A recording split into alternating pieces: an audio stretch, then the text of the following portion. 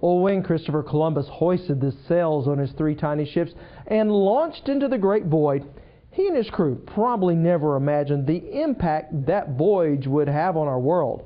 While Columbus was in search of gold, what he found were foods that literally have changed the way we eat and even where we live.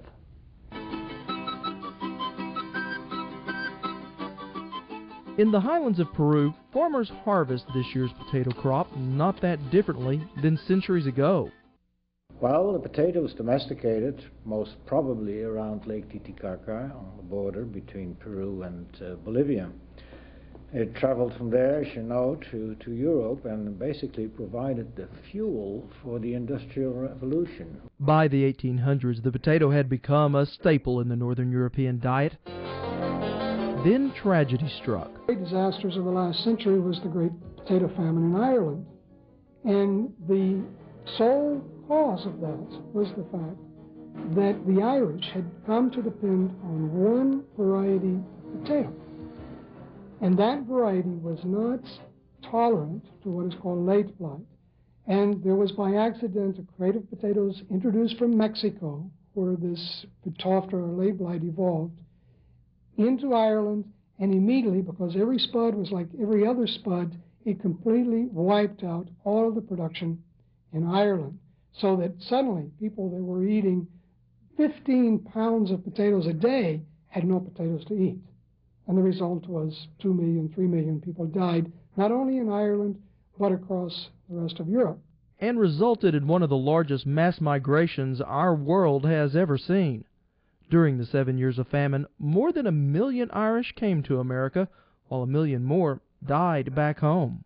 And that event has actually influenced so many people and nations. I sometimes say that they wouldn't have had the Irish police in New York if it wasn't for the late blight, you know. All from the lack of genetic diversity in what was being grown. That's why the International Potato Institute in Lima, Peru, now maintains over 10,000 plant varieties, all with distinct characteristics. So if a blight develops against one, another potato can take its place.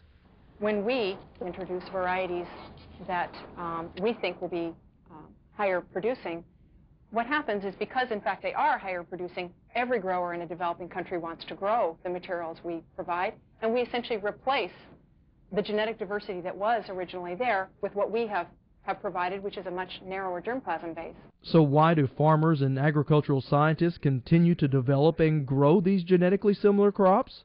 Well, the answer lies here in the grocery store. Our consumers demand uniformity in crops. You don't want to go into a store and find very large tomatoes, very small tomatoes, all in one bunch. You want the largest, best-looking, best-tasting tomatoes you can find. Well, that demands uniformity. It also demands high yield. The only way you can do that really is in a monoculture situation right now. So what it means is you have one combination of genes in a whole large agricultural area.